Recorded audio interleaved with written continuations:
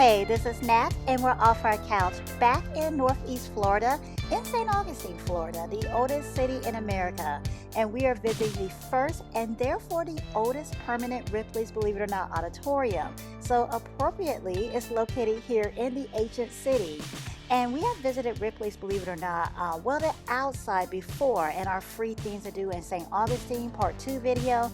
If you haven't checked that out yet, the link is in the description box.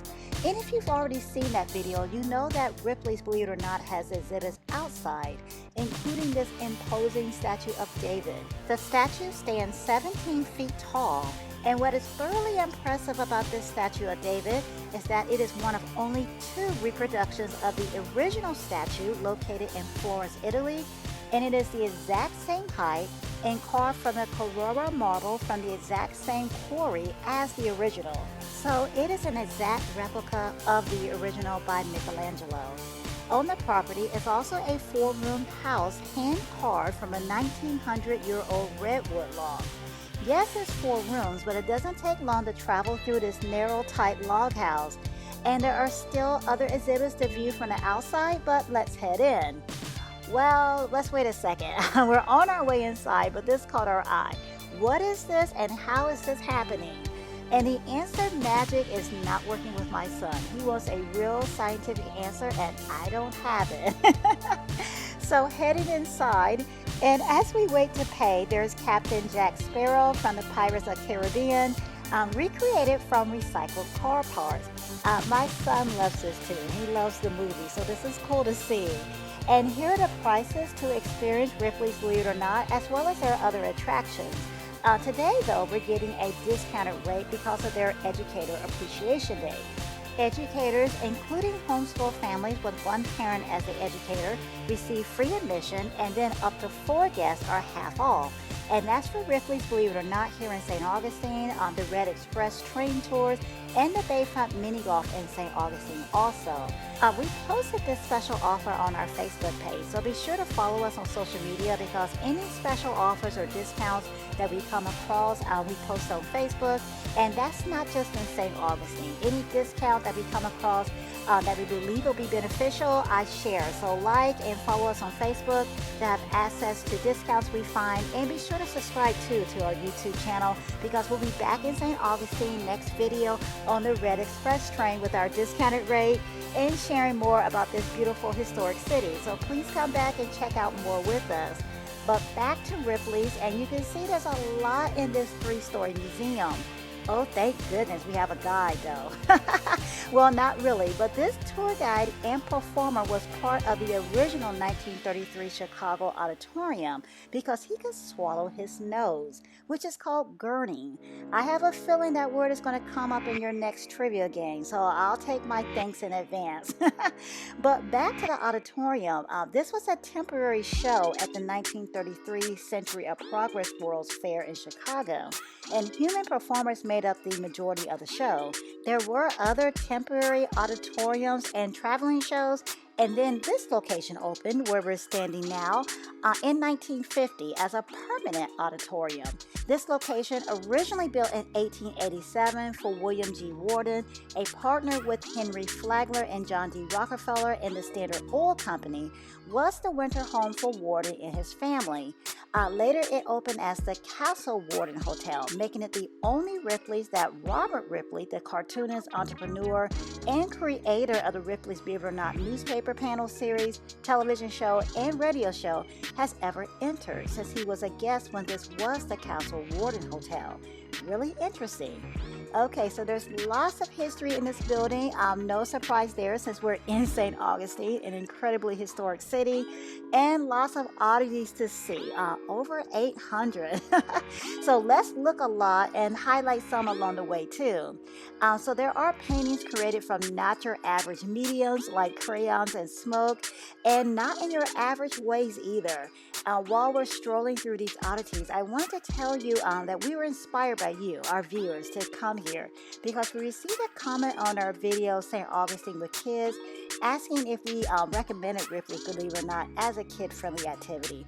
And honestly, we hadn't been to Ripley since my son was 5 or 6, and my daughter was not even born yet. So it's been a long time since we visited. And at that time, a lot of the exhibits did freak my son out. But he's older now, plus I have another little one, and I believe they have exhibits now that were put on display since our last visit. So I felt we could have a more informed opinion now about whether we feel it's a kid-friendly attraction, since we have a little one's perspective as well as a tween perspective now, and if it's a good value, an interesting attraction to visit here in St. Augustine, all that good stuff. So that's going to be on the forefront of my mind during this visit, and we want to hear your thoughts too. If you travel with kids, let us know if you consider this as a kid-friendly activity. So with that said, here's a photo opportunity right here. So this is supposed to make your head look huge. At least that's what my daughter is telling me, because she's too small to be in the middle where the distortion is taking place. So I can't see nothing. She's telling me how big my head is though. More strange art, this time out of barbecue sauce, Florida barbecue sauce too. Shrunken heads, tools of torture, people surviving stuff that I'm pretty sure I would not have survived. I'm feeling queasy just looking at the pictures. And this is the area for those with a strong stomach. That bowl was made from the skull of a Tibetan monk and served a drink of human blood and wine. And I'm also reading about the cannibal fork and that Robert Ripley dined with a chief who had eaten 932 human beings. I definitely don't want to know what was served during that dinner. I'm glad they spared us those details. So now we are in the Space Oddities Gallery. This space station is made from 276,000 matchsticks. This International Space Station is just a portion of the 2-story exhibit demonstrating the effects of space travel on the human body. Wow, there's so many space oddities in this exhibit, so much to check out, perfect for space enthusiasts. We see a Meccano lunar lander, a space glove, space mission badges, and if you consider yourself a space authority, I'll test your knowledge, put your memory bank to the test with these quiz questions, and something for the Star Wars fans as well, because this is a space exhibit after all. Here's a C-3PO Woody, which I believe is a C-3PO created using recycled materials like computer parts, calculators, and typewriters. Also an AT-AT made of recycled parts. I love the number buttons at the bottom. There's a Chewbacca hair from Episode 4, A New Hope, and Star Wars characters carved from crayons. How wonderful is this? I would love a set of these crayons. I have a feeling little hands may get a hold of them and end up broken like the other crayons in my house, and that wouldn't be good. Now here's a display showing how Chewbacca and Yoda would measure up height-wise to some of the Ripley personalities that we may meet as we continue to explore the museum. Now this structure was actually created right here in St. Augustine from macerated money. And I actually hesitated right here so they could take their picture. I did not want to step into the middle of their photo. Now this is where things get weird. Well, weirder. It's already been weird, right? Check out the animals here. This is content worthy of a National Geographic primetime special. So some of the oddities in this exhibit have been submitted and donated by everyday people who just happen to come across some weird stuff. So we're going to be on the lookout. Maybe we can become known or even famous for having or seeing weird stuff. So this next room is interesting, and that's saying a lot because it's all been really interesting. A quote from Robert Ripley: "I have traveled 201 countries, and the strangest thing I've seen is man." And here is the proof. And I didn't even notice the red eye on this character. My son had to point it out to me. Sometimes the oddities are subtle and hard to see, and sometimes they are not. I'm pretty sure this is my kid's favorite exhibit because there is a serious conflict of interest going on right now. My daughter wants me to take multiple pictures of her in this photo spot, and my son keeps calling my attention to the TV, which is showing some people doing some really amazing stuff, like ripping phone books with their bare hands and pulling a car with their hair. It's really cool. This is a really cool exhibit, actually. And Robert Wadlow is standing right as you enter this room. So let me back up because his name was on the wall with the Chewbacca display. Robert Wadlow, the tallest recorded person in history, stood at 8 foot 11 inches, while Chewbacca just at 7 foot 6. So many extremes here, so much to look at. I'm just fixated on this. Dentures made out of crocodile teeth. I'm curious and kind of disturbed about where this idea came from. I think this is the strangest for me, but tell me what is the strangest for you in this room. There's lots to choose from, and I don't believe there's a wrong answer either. So I believe we have entered the jungle room now. Welcome to the jungle, Ripley's jungle. Check out this cool artwork, so awesome, constructed from several plastic toys. And this is one extremely tough tortoise here, especially since tortoises can feel their shell. It's not real sensitive from what I read, and the feelings are more like vibrations, but I imagine that hippo tusk would generate some serious vibrations though. As you can see, the jungle room displays shocking and uncommon tribal and animal artifacts. There are several masks on displays, and the screen, once you stand in front of it, will put a mask on your face so you can try a mask on virtually. Now that's really cool, lots of fun. I believe we're out of the jungle room now, but this room has a little bit of everything. A Goliath bird eating tarantula, striped-tailed scorpions, they actually glow in the dark. Bats, tomb of the werewolf, and room to contort. Not a lot of room. Feel free to choose a box, and if you have amazing flexibility, contort at your own risk. The art of sword swallowing is on display as well. Surprisingly, there are no swords to practice with though. There's not a chance to try that out while you're here.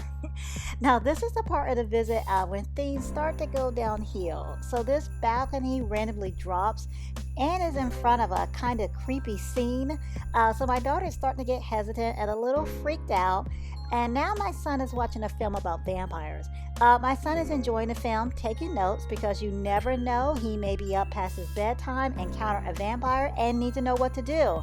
My daughter, on the other hand, needs out. And the exit takes us right through a collection of fantasy coffins. So the coffins are more than just coffins. Now, they're considered works of art. They're displayed in international art museums and galleries around the world. And now at this point, someone's behind us consoling two kids who are totally freaked out too. They ran into the vampire film too. The films actually rotate. The one after vampires is about fertility statues. I don't know if the other films are on the scary side. Now we're in the pirate exhibit. This exhibit covers the years from 1650 to 1730. 80 years of robbing and plundering by way of the high seas. It's considered the golden age of piracy. Really informative and detailed exhibit. There's a shooting game in here too that you can play for $1. Lots of targets to aim at, and there looks to be a reasoning game, if that's the right word for it, on the wall. Speaking of reasoning, where we are now is just full of mind benders and brain teasers. If you have a big test to take soon, I think it may be a good idea to just take a stroll through here, give your brain a workout, a strong jolt before that upcoming test. Or just take it easy, give your brain a break and just have some random fun controlling time. More random fun is the face challenge. Attempt to copy a tongue roll or eye pop in the mirror. Now this is really cool. You hit the button, strike a pose, and voila, family picture. We did this on our last visit when it's just the three of us, so now we have an updated family picture and the wonderful souvenir of our trip to Ripley's in St. Augustine. So we must enter the vortex now to end our visit. Well, we don't have to. We can take the coward exit, which I am familiar with. Yes, I took those dreaded, embarrassing steps through that door when I visited the Orlando Ripley's, believe it or not, after a failed attempt to walk through the vortex. But I'm determined to make it through this time. London is showing us how it's done. Wow, what a show off. And I'm over here struggling. And someone is telling me that the trick is to just look at the floor and not ahead. But they didn't tell me that until I was stumbling out of the vertex at the end. Looking ahead, I felt dizzy. I felt like the walkway was moving and I was falling and leaning against the rail.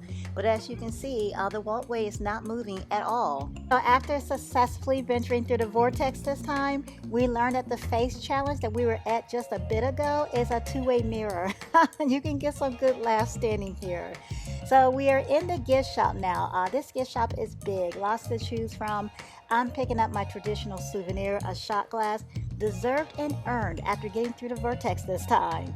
And there's lots more to shop for: t-shirts, toys, lots of toys, necklaces, knickknacks. Everyone found something to buy. I am so glad we made it back out to St. Augustine's Ripley's, believe it or not. The first permanent Ripley's, believe it or not, too. I had a great time. London enjoyed himself. My son thought it was really cool. And my daughter enjoyed herself for the most part.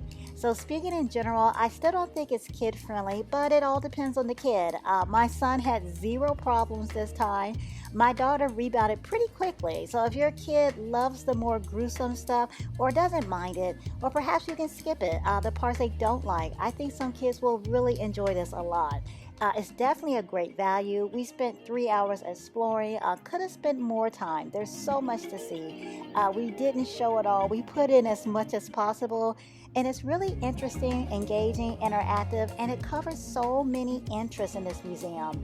Give us your opinion. I know some oddities are the same with other Ripleys, so we'd love to hear your opinion, whether it's about the St. Augustine location or another location. So fill us in, let us know, and if you like this video, hit the thumbs up button, let us know that too.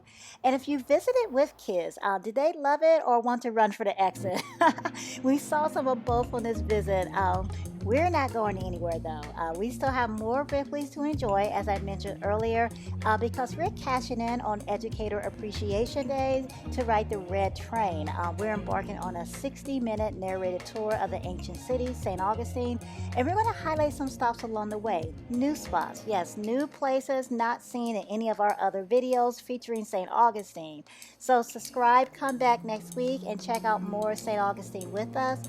Thanks so much for liking and commenting. That inspires us to check out different places like we did in this video. So please tell us your opinions, give us your suggestions. We appreciate all the feedback. We are listening, so leave those comments, please. Thanks for subscribing also. And thank you for getting off the couch with us and exploring another historic and fascinating site here in St. Augustine. Meet us in St. Augustine, Florida again next video.